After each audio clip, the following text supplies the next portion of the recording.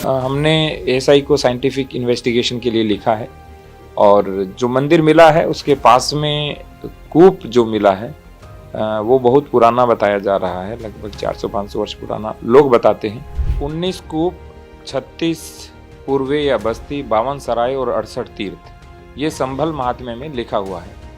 19 कूप के अतिरिक्त अनेक सारे कुएं भी हैं यहाँ पे। लोगों की अनभिज्ञता और अजागरूकता के कारण या कई बार लापरवाही के कारण या अतिक्रमण के कारण बहुत सारे कुएं वो दबा दिए गए हैं।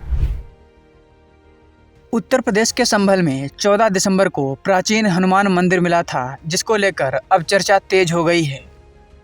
बताया जा रहा है कि यह मंदिर 46 साल से बंद था। इलाके के हिंदू समुदाय के लोगों का कहना है कि पहले यहाँ पर हिंदू आबादी रहती थी, लेकिन फिर यह इलाका मुस्लिम आबादी से भर गया। लोगों के मकानों में आग लगा दी गई, उनके घरों व जमीन पर कब्जा कर लिया गया। इसके बाद हिंदुओं ने मंदिर और आसपास के इलाके में जाने का साहस नहीं किया। कई लोगों का ये तक दावा है कि यह मंदिर 400 से 500 साल पुराना है।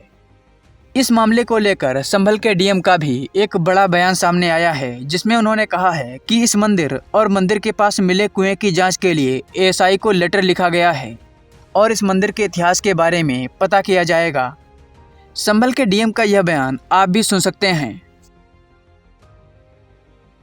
सर, संभल में जो मंदिर मिला है उसको लेके एएसआई की तरफ से को भी आपने लेटर लिखा है, कार्बन डेटिंग की भी बात की है।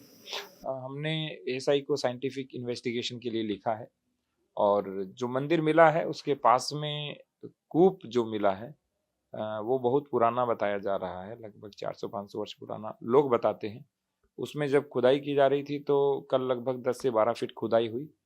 आज जब पुनः खुदाई शुरू हुई तो 4-5 फीट के बाद, लगभग 1.5-2 घंटे खुदाई के बाद पहले एक मूर्ति निकली जो माँ पार्वती की थी। जो उनमें जो सिर था वो टूटा हुआ था।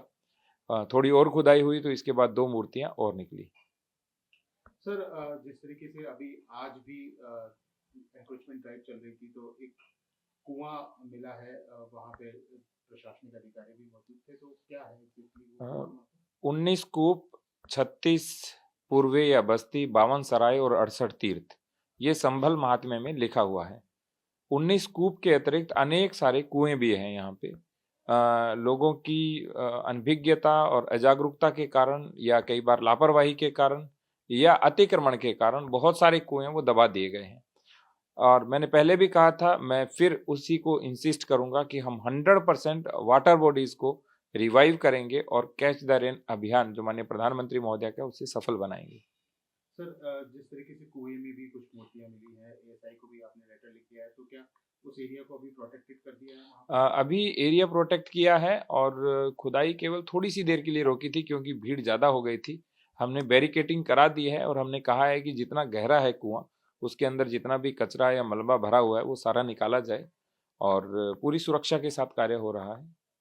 सर, जिस तरीके से ड्राइव भी चल रही है, संभल में एनक्रोचमेंट भी हटाए जा रहे हैं, तो क्या इन टेम्पल्स, जो इस तरीके के टेम्पल्स हैं, उनकी खोज अभी और जो नहीं मिले हैं उनकी जारी रहेगी और एनक्रोचमेंट ड्राइव से भी इसमें हेल्प मिल रही है? गत 2 सप्ताह से हमारी टीम खोज रही है, एक-एक करके चीज़ें निकल रही हैं। कुछ चीज़ें लोग बता रहे हैं, बहुत सारी चीज़ें हमारी टीम ने भी खोजी हैं। मेरा सब लोगों से भी अनुरोध रहेगा, यदि इस तरह का कोई प्राचीन अवशेष मिलता है, कहीं पर भी कोई प्राचीन धरोहर आपको सामने दिखती है तो उसके बारे में हमें अवगत कराएँ। क्योंकि ये धरोहरें हमारी संस्कृति की, हमारी सभ्यता की प्रतीक चिन्ह भी हैं और वो हमारे लिए एक गर्व का और गौरव का विषय भी है। तो जो-जो मिलेगा उसको हम अच्छे से संरक्षित कराएँगे ताकि भविष्य के लिए हम संजो सकें। सर, इलेक्ट्रिसिटी थेफ्ट के लेके भी ये ड्राइव चल रही है अभी तक, कितना एफआईआर भी हो चुकी हैं बहुत सारी उसमें, तो ये भी कंटिन्यू रहने वाला है? स्टैंडर्ड लाइन लॉस बिलो 10% होता है और हमारे यहाँ लाइन लॉस मोर देन 72% है और कुछ-कुछ और दीपा सराय इत्यादि एरिया में मोर देन 80-85% हमारे यहाँ जो इलेक्ट्रिसिटी थेफ्ट है। तो हमारा प्रयास ये रहेगा कि जो स्टैंडर्ड है बिलो 10% लाइन लॉस उस तक लेके आया जाए। तो हम बिजली विभाग को जो-जो सहयोग चाहिए, चाहे प्रशासन की ओर से, नगर पालिका की ओर से, पुलिस की ओर से, वो 100% उनको सहयोग दे रहे हैं।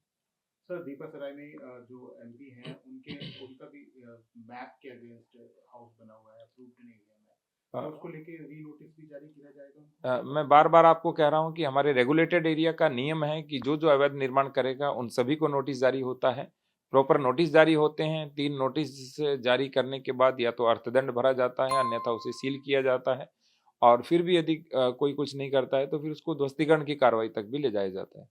तो ये रेगुलर चलने वाली कार्रवाई है, और चाहे कोई भी व्यक्ति हो, सभी पर समान रूप से ये नियम लागू होता है।